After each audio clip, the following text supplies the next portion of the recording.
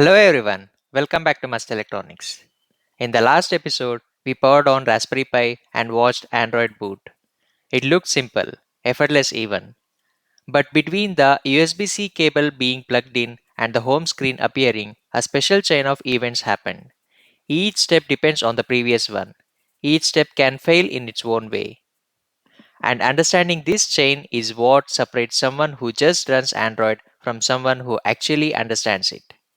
In this episode, we go through every stage: bootloader, Linux kernel, init, Zygote, SystemServer, Launcher.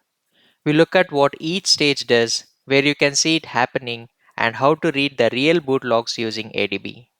By the end of this episode, you will be able to look at the boot log and tell me exactly what stage Android is at and what it is doing. Let's start.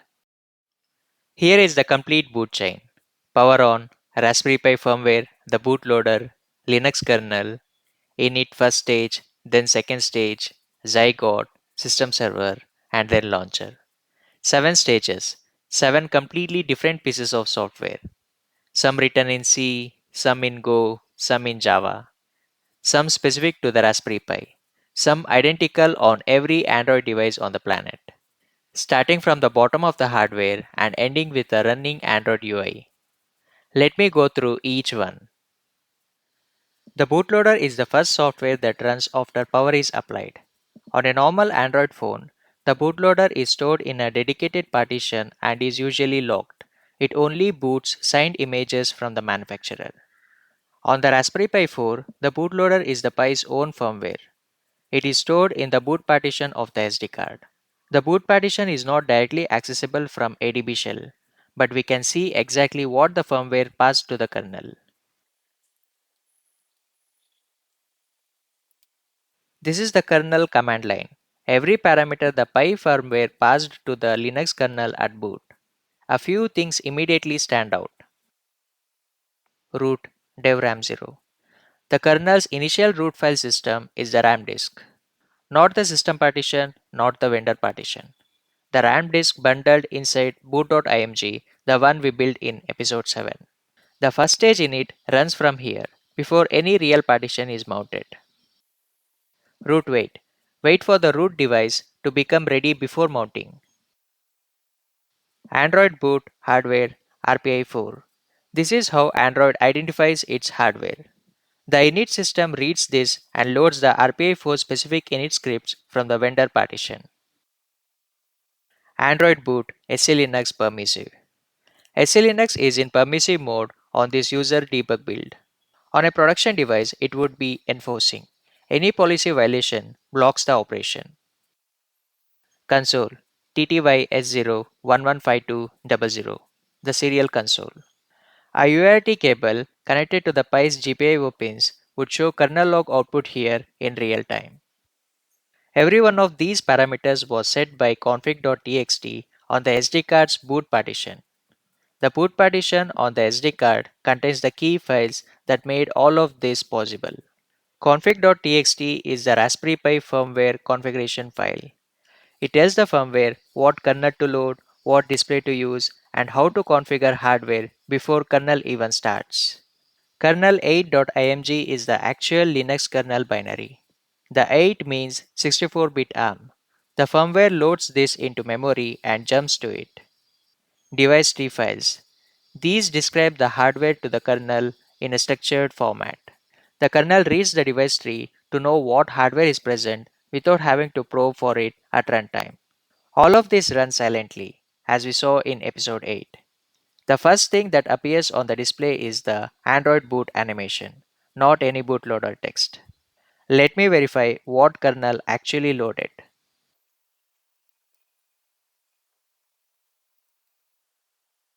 Linux 6.1.145. The V8 suffix confirms 64-bit ARM. The hash in the middle is the git commit of the kernel source used for this build. The moment the firmware finishes and jumps to this kernel, the bootloader is done. Its job is over. It never runs again until next reboot.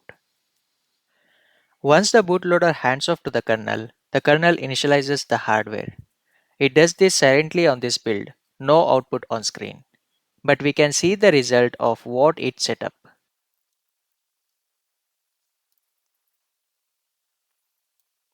This is the kernel's view of the CPU. 4 processor blocks, numbered 0 through 3. CPU implementer 0x41, that is ARM. CPU part 0xD08, that is the Cortex A72 core. So 4 ARM Cortex A72 cores capable of running at up to 1.8 GHz on this Pi. The kernel detected all 4, brought them online, and set up the scheduler to distribute work across them.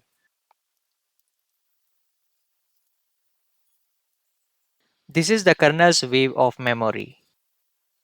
Mem total 7986288 KB, approximately 7.6 gigabytes, consistent every boot.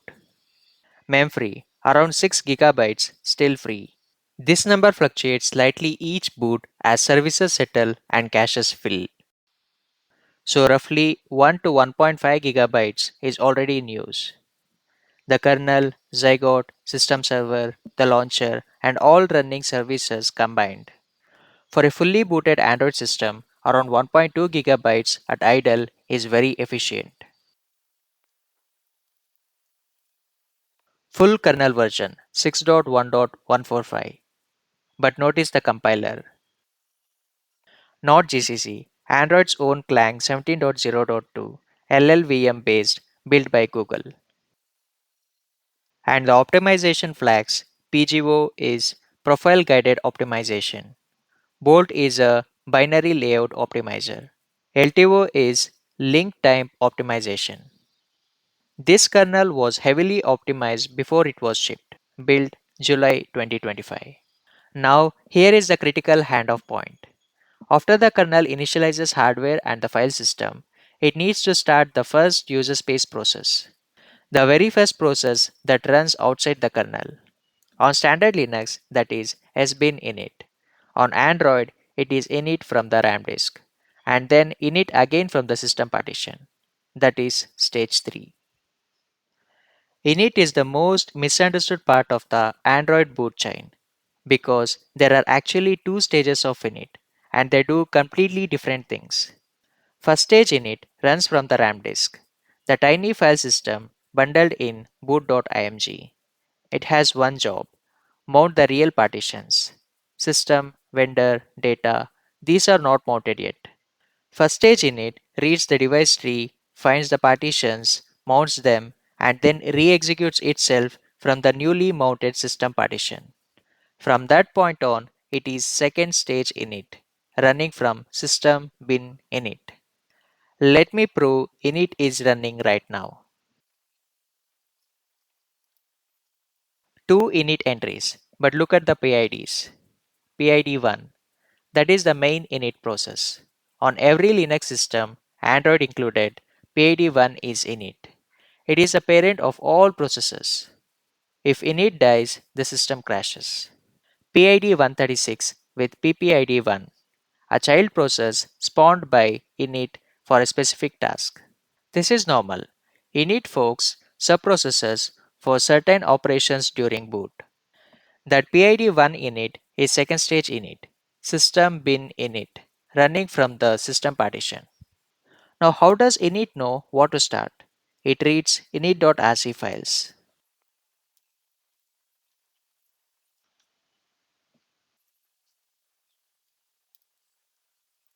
Every .rc file in these directories is a set of instructions for init. They define services, programs init should start and keep running. They define actions, commands to run when certain events happen. They define properties, system-wide key value pairs that control behavior. Let me look at the most important one.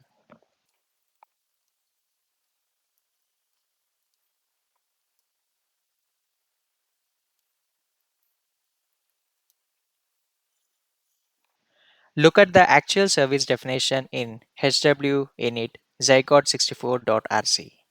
Service Zygote system bin app process 64. The binary is not called Zygote.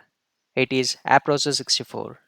The Zygote flag tells AppProcess64 to run in Zygote mode. And look at this flag, Start System Server. That means Zygote itself is responsible for forking System Server, not init Zygote. The second file definition, Zygote secondary, AppProcess32, the 32-bit Zygote, with enable lazy preload so it does not eagerly load everything at startup. This is how Android gets from init to Zygote and from Zygote to System Server. Both transitions are handled by Zygote. We will go into init source code and init.rc in much more detail in episode 10. For now, the key point is init is the bridge between the kernel and Android. Without init, Android would never start. Zygote is one of the most interesting things in all of Android. Its name comes from biology. A zygote is the first cell of an embryo, the one that divides to create every other cell. In Android, the zygote process is the parent of every app. But before it starts forking apps, Zygote does something clever. It preloads the Android framework into memory. All the core Java classes, all the shared resources, all the system libraries, everything an Android app will need loaded once into one process. Then, when an app needs to start, instead of starting from scratch, the system forks Zygote. Fork creates an exact copy of the process in milliseconds.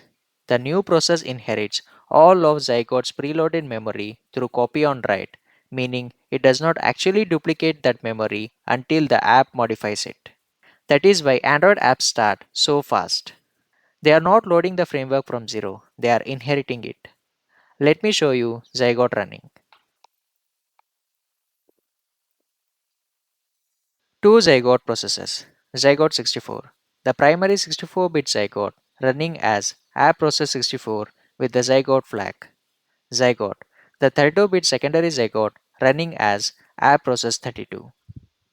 Remember from episode 7 when Lunch told us target second arc is ARM. That is why there are two Zygotes. Android supports both architectures simultaneously. Notice their PIDs, consecutive numbers, just one apart. They were started back to back in the same phase of boot sequence. Zygote 32-bit launching first, Zygote 64-bit immediately after.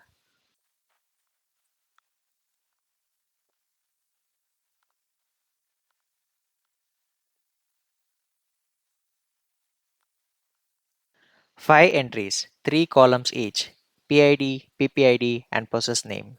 PPID is the parent process ID. Zygote and Zygote 64 both have PPID 1. Init started both of them directly. System server's PPID matches Zygote 64's PID exactly. It was forked from Zygote 64. That confirms what the init.rc told us. The start system server flag in Zygote 64's service definition. WebView Zygote, a specialized Zygote for Chrome's WebView rendering engine. Notice its PPID matches Zygote's PID, the 32-bit Zygote. WebView is a 32-bit process on this build, and com.android.launcher3 PPID matches Zygote 64's PID. The launcher is a 64-bit app process forked from primary Zygote. Every app on this device will have either Zygote or Zygote 64 as its PPID. The biology analogy is exact. We will read the Zygote source code in episode 11. After Zygote preloads the framework, it forks System Server, not an app, not a user process. System Server is the brain of Android. It is a single Java process that starts and manages every core Android service. That one process contains Activity Manager, Package Manager, Window Manager, Power Manager, Alarm Manager, Connectivity Service, Input Manager, Location Manager, and many more. Let me show you the count. 246 services, all registered in that one system server process. This is the fully booted device with the display connected. Every hardware service, every framework service, every HAL binding is registered here.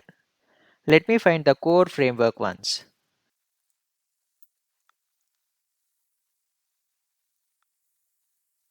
8 lines match. Let me call out the key framework ones. Activity. Activity Manager Service. Manages the full app lifecycle. Activity Task. Activity Task Manager Service. Manages every activity on screen. Package. Package Manager Service. Knows every installed APK and every permission. Package Native. A native interface to the same package manager. Window. Window Manager Service. Controls every window and every surface on screen. Power. Power Manager Service. Controls screen on off, wake locks, and doze mode. Power Stats. Tracks per subsystem power consumption over time.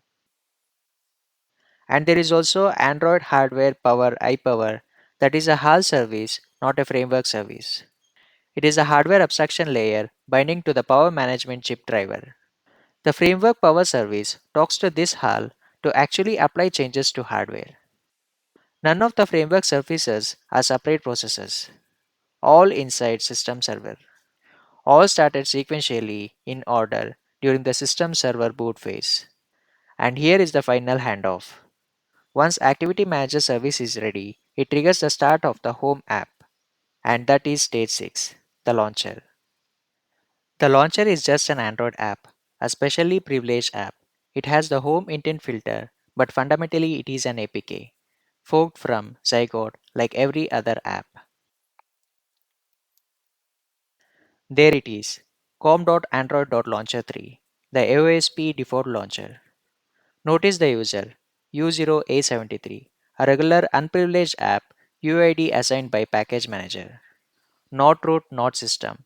A normal Android app user, the same as any app you install from the Play Store. This proves the point. The launcher is not special in terms of process privileges. It is an APK with a home intent filter running in a normal Zygote fork process. That is the moment you saw the home screen in episode 8. Activity Manager Service told Zygote to fork a new process. Zygote forked, the launcher process started. It drew its UI via Surface Flinger, and the home screen appeared. 7 stages, starting from firmware stored on an SD card and ending with a rendered home screen accepting user input.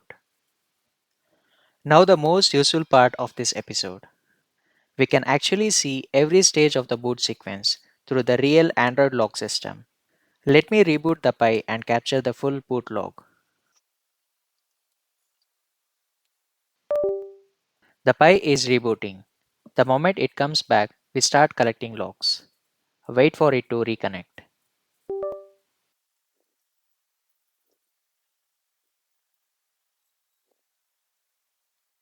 ADB wait for device waits until the device is available, then immediately starts collecting logcat output. The "-d flag dumps all logs buffered since boot and exits. We redirect everything to boot.log. Wait until launcher is visible on screen and then let the command finish. Now let me search through that log for each stage of the boot sequence.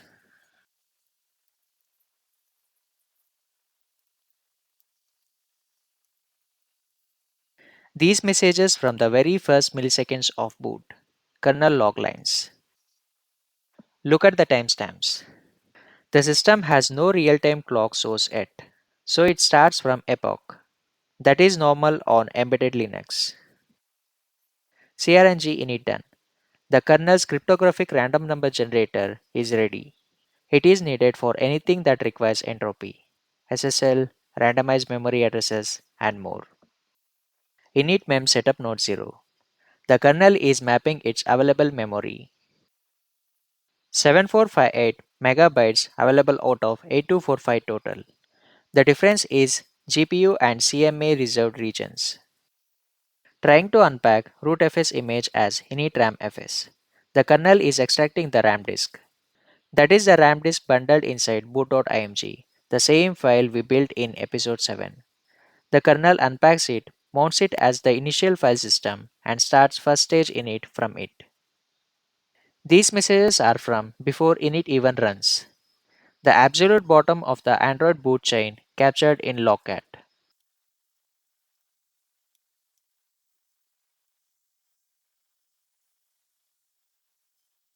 Now we can see exactly what Zygote does at boot. Begin preload. Zygote enters the preloading phase at about 20 seconds into the boot sequence. Calling Zygote hooks begin preload. The framework hooks in before any class loading begins. Then 52 milliseconds later, from PID 347, that is Zygote secondary, the 32-bit Zygote, accepting command socket connections.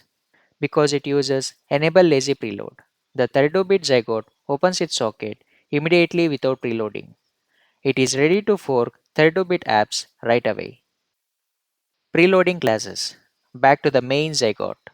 Now loading every Android framework class into memory. Thousands of classes, the ones every app will need. And then class not found for preloading warnings. These are the classes listed in the preload config that do not exist in the AOSP build. Context Hub Manager, Geocoder params, Media Browser Service, features not present in vanilla AOSP. This is normal. Zygote skips them and continues.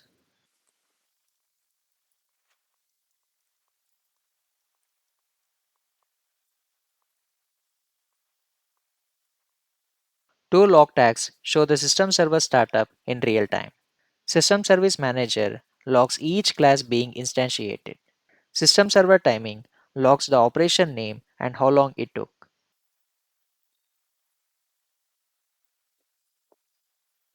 This shows two types of launcher activity inside System Server. First, system config reading the launcher 3 permissions XML from system_ext. Before the launcher process even exists, System Server registers its permissions. Second, warnings about missing icon pack themes. Packages like com.android.theme.iconpack.rounded.launcher are allow listed but not present in this AOSP build. These warnings are normal. They appear on every vanilla AOSP build that does not include OEM icon pack APKs. And Start Gesture Launcher, a system service, not the launcher app itself. It handles gesture navigation actions like swiping up for recents. To see the actual Launcher 3 process being forked and started, run this.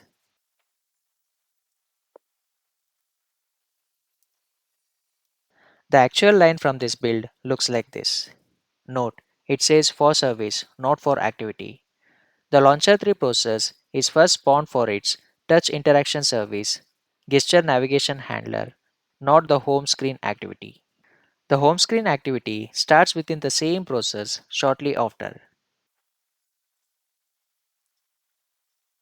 Phase 1000, that is phase boot completed in Android System Service Manager. When Android is fully booted and ready for user interaction, System Server broadcasts on boot phase 1000 to every registered service. Every service that has pending work at boot complete executes it here. One line, one timestamp. That is the moment Android declared itself fully operational. Notice something interesting about the timestamp in this log.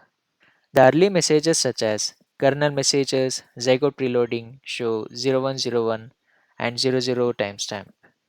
That is the epoch log from kernel start. The Pi has no real-time clock chip, so it begins counting from January 1st time 0.